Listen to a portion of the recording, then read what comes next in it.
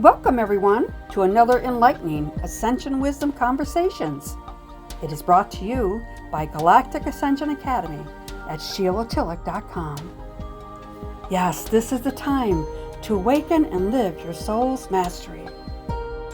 I am a galactic grandmother, Sheila Tillich, and I invite you to relax and enjoy this time together as we discover our Ascension Wisdom Mastery. As souls, we have entered a higher dimensional reality as humans on planet Earth. This is the new energy consciousness. It has awakened our multidimensional spiritual DNA abilities, which are given to us by our galactic ancestors. Join me, dear ones, as we live at our soul's full potential, live in our wisdom mastery in this ascension time. Hello, everyone. Welcome to Ascension Wisdom, and I am your host, Reverend Sheila B. Tillich. And today we're going to have a lovely conversation with a dear friend. Her name is Jennifer Reefe, and she is a divine soul who helps people find their way. So, hello, Jennifer. Hello, Jennifer. Hello, Sheila. How lovely to be here with you. All Thank you right. for inviting me. You're so very, very welcome. All right, everyone. So this is about Jennifer. All right. Jennifer, as an intuitive soul connector and founder of the tapping tribe, she enables people to transform stress, anxiety, and self-doubt into calm, clarity, and confidence inside the tribe. Jennifer teaches simple yet powerful emotional tools that dissolve limiting patterns. She guides individuals back into ease, self-trust, and the ability to show up fully in their lives and relationships with ease and purpose. Yes, you do. Mm. Wow. That's a lot.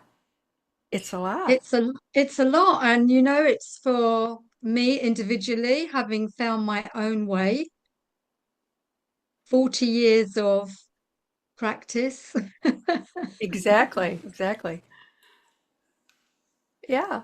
Would you like to share how did this all begin? I know a lot of us, when we share our stories, we go into everything that we do. And this is, an intimate conversation about your ascension wisdom. How did you get here? And we need to know the backstory. I think it's very, very important for people can relate to who they are, but also who you are and how you can actually help them. So the Mm. floor is yours. Go for it, girl. I'm going to let Thank you. you share.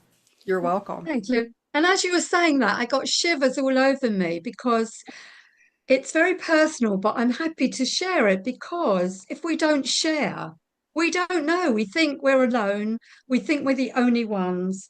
And sharing is caring, as my grandson says, sharing is caring. So I started off, I suppose my journey really started off when I was born because I was adopted. I had to be taken from my mother in the 1950s when if you were a single mum, that wasn't a good look. I won't go into what people thought of you then, but Yeah, right. it wasn't you weren't supported in any way. So she had no choice but to give me up, which probably one of the most saddest things she would have had to have done, looking back now. Um, and I was very fortunate that I had been given to these wonderful people who didn't have a child. So I was adored and loved and cherished, and it was wonderful. And although I wouldn't have known what was happening inside of me, I would have known what was happening. So something wasn't always quite right. So, how could I be with these wonderful parents, knowing I was adopted, whatever that meant at, early age, and then just having this feeling of loss, of rejection, even though that wasn't true. For me, it was true. And that I belonged and I was happy with these wonderful people, but I was very unhappy somewhere else. So on one level, I was very fortunate. And on another level, I couldn't understand why I was so I had disconnected in some way. Mhm. And now, of course, I look back and realize, of course, I would have felt like that. Because if you are given away at 6 weeks at such an early age, people might think you wouldn't know. But I would have known in the womb, let alone when she had me. I would have known something was wrong.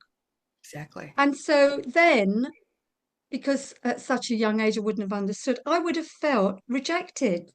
I'd have felt, I used to see myself on a shelf, in a toy store when you got these rejects or the sale items. I almost visualize myself sitting up there and people walking past and not buying me. Crazy. But Yeah. that is how I felt. So I guess that's what drove me to be so curious about what was going on because I had no idea. So really, that eventually, even, yeah, I was 38 when I started looking at myself. I was busy being a teenager, having fun. I wasn't going to be thinking about this. It didn't matter. Yeah. I was invincible. I was young. I was happy. But when I had my second daughter, I was very seriously ill. And without going into detail, I luckily survived, but that really shook me to my core. 38 years old and maybe losing my life, that was a shock. Sure. And having a baby, a 5-year-old and now a new baby. So after that shock, which took about 18 months for me to settle down and fully recover, I looked into counselling. At the time was quite popular, so you could go on a course, have a counselling sort of four-year course, but maybe part-time. And that's when I realized I had to go into therapy because you can't do a course like that if you don't know yourself. Exactly. So that was the first time I began my journey really into maybe some answers for me, maybe some understanding as to why I still felt some disconnection. It didn't make any sense. So really that's when it started. And I got so interested in the whole thing. It was just perfect for me. It was so what I needed.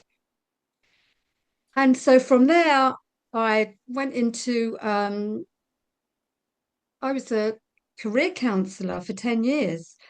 I was helping people who were losing their jobs at the time, lots of redundancy in the banking area, in the MOD, the Ministry of Defence, lots of big companies, big organizations.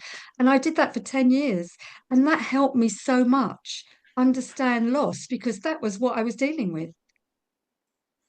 So I was in the right place to find out for myself and for them how I could help others overcome the loss of a job because that's as powerful as any other loss, Exactly. especially to a man, the breadwinner, Oh, yeah. um, and a shock to the system. So that was a wonderful grounding for me.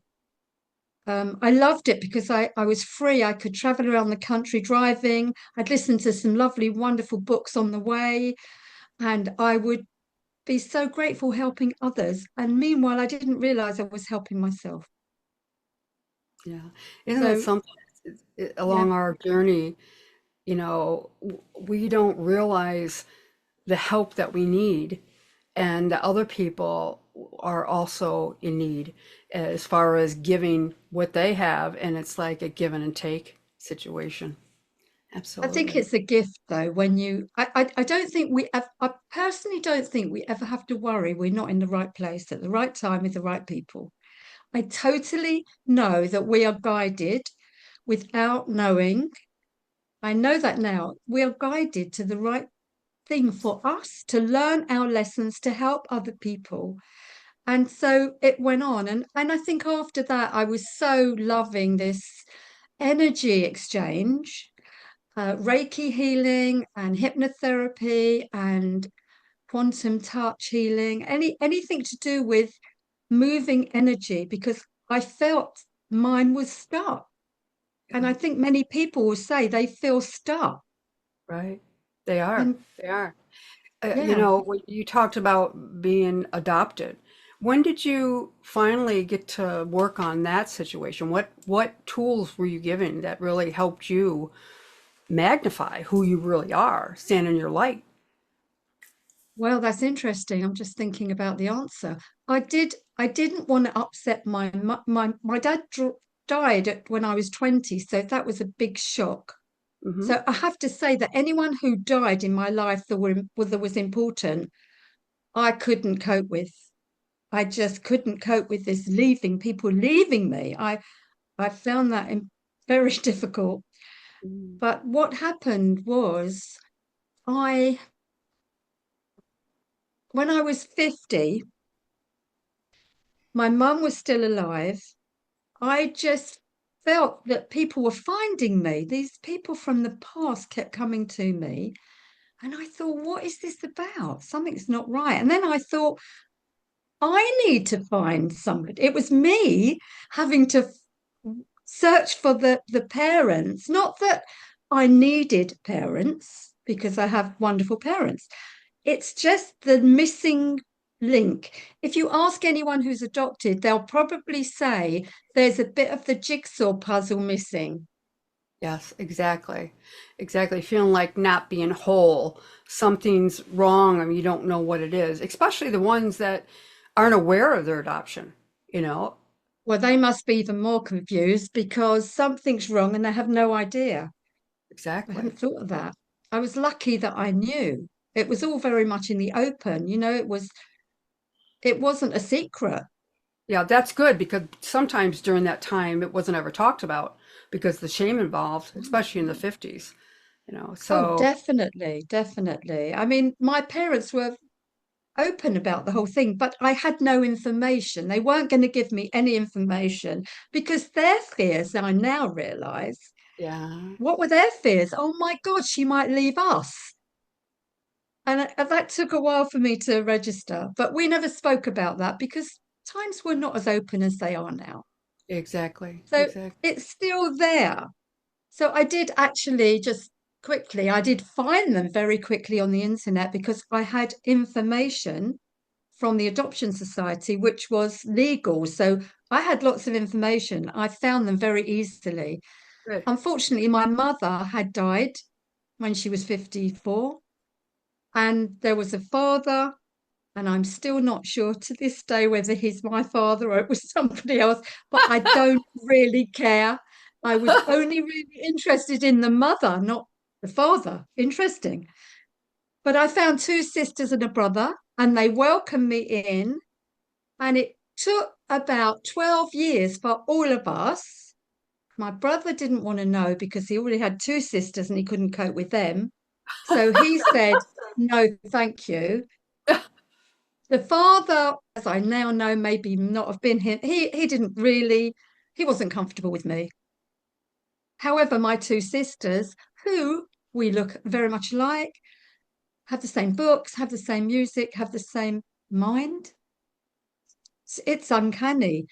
We, for some reason, wanted to make this work because we kept meeting up, meeting up, meeting up. And it was very difficult for each of us Yeah. who now have a different role in the pecking order and didn't know about me. So they're working on their own mother's inability to tell them, keep it a secret, not good look. Mm-mm. And me coming, and oh my goodness, it was a big mess. However, I think we're all very determined, and we all, to this day, we're really good friends and sisters. Oh, But it that's took a wonderful. lot of work, a lot of working out. And I only really did it when my mum passed away, because although I told her I was looking, I just said I wanted information, which is what I wanted at the beginning. So I wanted to reassure my mum that there Sure. was no way I was going to be running off, um, even if my mother would have been alive. It wasn't like I wasn't looking for another mother. I was looking for that information, or where did I come from? Tell me what's going on. Yeah, Who am exactly. I? Or who was I with you? So Exactly. it's all been fascinating, and it really took me down the path of self knowledge, understanding. Um, oh, so many things have come to me in a wonderful way. So I have to say that it's been an amazing journey up to today.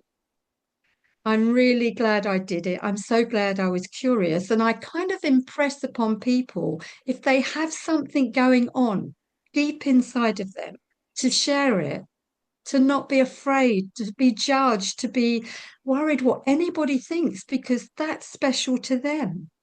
They need to know about who they are. Exactly. And I have met people who are not adopted, who say they feel adopted. Yeah. They feel that they don't belong, but they are their parents. Yeah. Oh, yeah, exactly. Very interesting. Yeah, it's So, very really, interesting. that's how I am here today from my journey. And because of that, I love helping people. I love giving. I'm a real giver. And I love watching people say, "Oh my God, wow," pointing out things to them in a kind, loving way, with my tapping, with my hypnotherapy, with all my knowledge, gently guiding them to their own conclusions, their own reality that they've been frightened to deal with. It's always easier if you've got someone, friend along the way to help you, hold your hand, help you along, not judge you. No judging going on, of course. Um, so I suppose that's where I am, and that's how I got to where I am today. And I love what I do. Oh, I can see that. It I radiates love all it. around you. I know. I feel the same way. I feel the same way. I'm going to go in a little bit of different direction here. So the spiritual component of it, your ascension wisdom, where, Yeah. how, when was it when you put the two together as far as what you were doing, as far as the new energy that we're here now about what is actually happening and transpiring?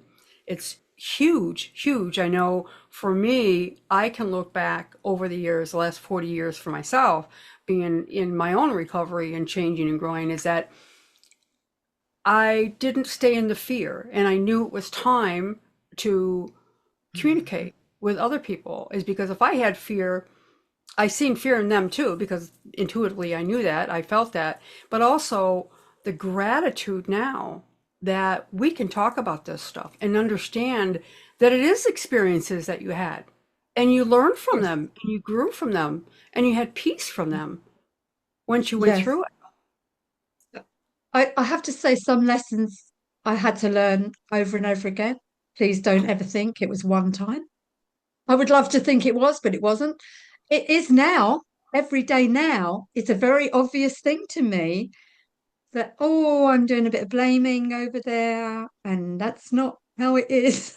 I Yeah, yeah. recognize it all now clearly. So I've got this clarity now where I know no blame, no shame, not my fault, not their fault. That's their opinion. It's okay. Yeah. It's okay to sit there with someone who I don't agree with. Yes, But I don't exactly. need to tell them. I don't need to argue with them. I don't need to convince them. That's given me quite a lot of peace, because I'm not using that energy on futile arguments. And who's going to, like, if you start arguing with someone, I don't know about you, but I know they're just going to argue back. They're going to come back with something even more and get angry, and you're frustrated. I've given that all up. I Exactly. do not do that anymore. I feel that my peace of mind and peace of body, peace of spirit, is so important I need to keep it to myself. I need to have that smile on my face when somebody says they're right. And I go, you could be right. Exactly. You could be. That's the key. You Not you could be are. right. Well, I'm very well, careful. well, you know what? That helps somebody validate them that they're being heard too. If you look Yeah, at that way. they don't hear that other bit that you and I just heard. They don't say, what do you mean you think I'm right? They don't say that. Yeah, They yeah. just say, you heard me. You heard me. And that's the fact that I'm hearing them. I'm not judging them. I'm not arguing with them. I'm saying, I think you could be right Hmm. because they could be in their mind. I don't agree with it. So I've stopped wasting my time on arguing, on being right, on showing off, on saying I'm the best, I'm better than you. This is all about a level playing field, a balance. My whole life now is about how can I have a balanced life, whatever's happening, Exactly. whatever. And I mean, please don't think any of us gets away with it just being a smooth ride because we'll never learn anything like that. Exactly. Exactly. And I've now come to the conclusion that every time something happens to me that I don't like and is uncomfortable, I just think, what do I need to learn? Not the other person as much as if it's my kids, I want to help them, but I can't. Exactly. I can't. I can help them by supporting them without trying to change the outcome that I want for them where it's not their outcome. You know, it's Exactly. almost leave everyone alone, Jennifer. Mind your own business. Look after yourself. There's enough going on for you to take care of yourself without having to think about other people. But yet, I will be helpful to anyone at any time. So it's that balance. Of course, if you wanted me, Sheila, if you asked me for something, I would do my best to give it to you, to do it for you, if I could. But now I would be thinking, can I? Is that possible? Yeah, I could do that happily. If I can do it happily, I will do it. Yeah. So the balance, I think, is the key. The word for me is balance. How can I balance my need for doing what I do, being a wife, being a mother, being a friend, I don't know, all of that without exerting so much energy that I haven't got any left for myself. Exactly. Exactly. You know, you've been a healer for a long time, and I'm sure you have tons and tons of story. But can you think of a time that was really, really made you feel so grateful to help that person? And can you give us a little bit of, just a little bit, what was the problem and how did you help it? In other words, the difference in the person. I know when I work with my clients and I can see so much change in them before they can. Um, Yes, yeah, yes. yeah. Can you? I think one thing that's important that I see in them, and I don't know about you, but I see it in their face. I see it in the way they sit and talk to me. I just go, did you know how much more you're smiling now? Did you? Because they won't sit, they're not in a mirror, not sitting in the mirror looking at themselves. I can see they're more relaxed. They've let go. They say, oh my God, I was with my sister the other day and I didn't say anything. Now that's Mhm. a miracle for her, this person, not to have interacted with an argument, you know, just Exactly. listening. Right. That I think the one person I've helped the most is my husband, Oh, that's good. Yeah. only because I've been practicing all my stuff on him all this time. So we've been married 51 years. And every time I start something new, he has to be the one, I have to practice on him, like hypnotherapy, Reiki, tapping. And it's been amazing because one thing my husband did was snore badly, something people might know from their husbands living with other people. It was so bad that it was so loud. I mean, I'm luckily I'm a good sleeper. It never affected me, but I don't know if I could have coped if I wasn't a good sleeper. But we thought, how can maybe tapping, let's see if tapping can help. I'm always saying, let's see if this will help. And he is willing. And we actually did the tapping with him about what was it that happened to him years ago that maybe caused this. Right. And it turned out that his friend, he won't mind me saying this, his friend, when he was young, had a fight with him, punched him in the nose. He doesn't know why. And after that, his nose was the bone in his nose didn't um, get back to normal. He didn't have an operation. His mother didn't bother to take him to the hospital for whatever reason. The doctor then said, "Don't worry." They left it. So that probably caused the snoring. But I think what caused the snoring after the tapping was he was so upset that his friend had hurt him and he did not know why. Ah, That was one element. The next element was, why didn't his mother or the doctor listen to him and fix his nose? So, two things were bothering him. And we tapped on these. I have to tell you, this is 5 years ago. He has not snored since. Now, that's huge for it him, is. me, or for him. And he then understood that he never got what he wanted at the time. He didn't get what he needed at the time. And that can be really hurtful and come out in another way. So I believe that when we have trauma, whatever that means for you, could be really bad trauma, it could be physical, it could be mental, it could be something as simple as Leon's thing with his friend. Mhm. It goes into your body. I Exactly. truly believe we swallow it down and it goes somewhere or it stays, in his case, in his nose. And I have a problem with my eyes, and I know I never wanted to see, couldn't face up to see things. So I know that's where that comes from. I think every single thing we have wrong with us came from a bad experience that we have not resolved. Right. I know it's true because of Leon and lots of other people I work with.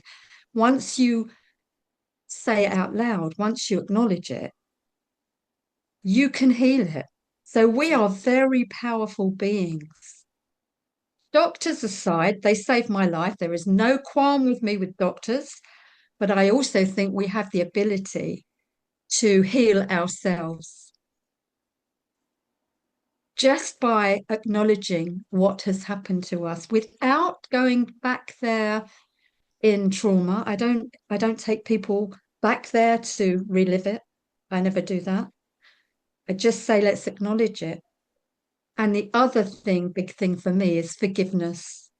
So we have to forgive. So Leon had to forgive his friend. He had to forgive his mother. He had to forgive everyone involved. And me too, have to forgive because if we don't forgive, we hold the poison. Exactly. Exactly. It's just And like then, taking poison and yes, expecting the other one to die. Yeah, it doesn't work that way. absolutely. You hear it a lot, but it's actually true. If you can forgive even the worst things, Mhm. if people perhaps can forgive the people that have hurt them badly, especially in wartime, things like that, really badly. Mhm. Races of people have hurt others. If we can forgive them and ourselves, we are free. We set ourselves free from all these burdens and all these physical ailments that we have. I'm not saying everyone can do that, but I think if you're willing to have a go, you'll be shocked at the response, pleasantly surprised, and you will get in touch with the real you. I think we have to work through layers and layers and layers of confusion and past, you're too thin, you're too fat, you're not good looking, you're not good enough. All the negative things people didn't really know what they were saying at the I time. know. Yeah, exactly. They were doing the best they could. I'm a parent. I haven't got it all right, that's for sure. I know. Me neither. You I know? hold my hands up to that. However, I was only doing the best I could at the time, and I asked for forgiveness because I didn't know any better. Exactly. Now, that doesn't make it right. It just explains it and it takes the blame away from you because we Absolutely. all think it's our fault. So I think this is it's a layer of layer, but it's all about going back, forgiving, and forgiving yourself. And you set yourself free to be happy and healthy and Exactly. enjoying life, enjoying the simple things in life that we are, the nature around us, the friendships we have, really, really acknowledging and loving these things that are so important. Exactly, exactly. That's what I absolutely love about this time is that so many of us are waking up and we're building real friendships, real connection, and it's not superficial.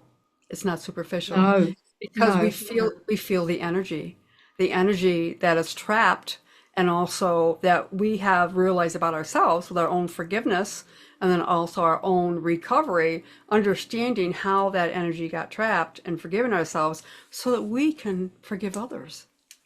We can give it away to keep it. We can be nicer people to ourselves. And Oh, people, I'm sure you know this, people have said to me, and I'm sure to you, wow, you've got this lovely energy. And mm, they feel it. And I'm just being myself like you are. I'm not reading from a script. I'm being honest, I'm being open. I'm not worried about it. I don't exactly. care what people think about me anymore, like I used to, if you know what I mean. Oh, will they like me? Do they like me? Did I say the right? None of that is even in my psyche any longer. It's this is who I am. This is who you are, and it's lovely. Exactly. Exactly. That's the energy that's here now. It's okay. You can be who you are. And I always say warts and all. A lot of people, Oh, you know, definitely. definitely, and it's but also I am so grateful for my past, my genealogy, my ancestral wounds that has helped me heal myself so that I can be a good catalyst for my children going forward. But also, it's about we are all in this together. We are Yeah. all living in this energy of new expansion and be able to help each other and be happy, joyous, and free. Great. Well, this is the time, isn't it? This is It the is time. If not this now, when is a really good saying. this is the new ascension time. It is the shift of consciousness, the way we think, the way we feel, the way we communicate with ourselves, and then we are able to give it away to other people. Right. I have enjoyed this so much, Jennifer. I have really enjoyed it. I know my audience has too. Would you like to share how they could get in touch with you? And we will put the information down in the description also. Thank you. Well, I think going on my website is a good fit, jennifer-reef.com, Okay. because on there you get a free audio, you get to hear about what I do, and then you can visit the tapping tribe on my website, which is something I'm very proud of. And I've started, it's a weekly live tapping and hypnosis every single week, power hour to reset. Oh, So that's for people who wonderful. don't want to, yeah, they don't want to do like me every day. I'm tapping every day. I'm always tapping. If you don't want to do that, then you can get 1 hour of it, and that could actually start you off on your journey because the tapping releases how you feel, and it's such a powerful, simple tool. So Exactly. that would be a great way to start to get to know me. I have a YouTube channel too, and there's lots of free tappings on there, which I hope you enjoy and I hope you subscribe to. So that's really the best thing to do is just get hold of me. I'm on LinkedIn, I'm on Facebook, and it would be wonderful to hear from you, especially all your listeners in the USA, as I'm in. Well, Yes. you can probably tell I'm in I'm in England. I'm down south in Poole, Dorset by the sea, in a wonderful place. Perfect place for me right now. So it'd be lovely to hear from anybody who's listening. I would love to help them. And, Wonderful. it's just lovely to be able to do this on Zoom, just to be in touch with somebody in the USA. I mean, that's amazing. Exactly, exactly. I would love for you to come back on so we can continue this and maybe do a tapping. Do a tapping I'd for love my. to. I'd Okay. love to. I would definitely love to do that. All right. All right. Let's set that up in a couple months. Let's do that. All right. I'm Great. excited. I'm excited. All right. Well, thank you for being with us. I appreciate it. And everyone out there has been listening to this. What a joy to have Jennifer here and the tapping and her beautiful wisdom. And I hope you enjoyed this episode. And please come back for the next because you're the most important and we are here to help you. All right. Thank you. And we'll see you Thank you. next time. Thank you. Bye. Bye bye Bye. now. Bye. Welcome, everyone, to another enlightening Ascension Wisdom Conversations. It is brought to you by Galactic Ascension Academy at SheilaTillich.com. Yes, this is the time to awaken and live your soul's mastery. I am a galactic grandmother, Sheila Tillich, and I invite you to relax and enjoy this time together as we discover our Ascension Wisdom Mastery.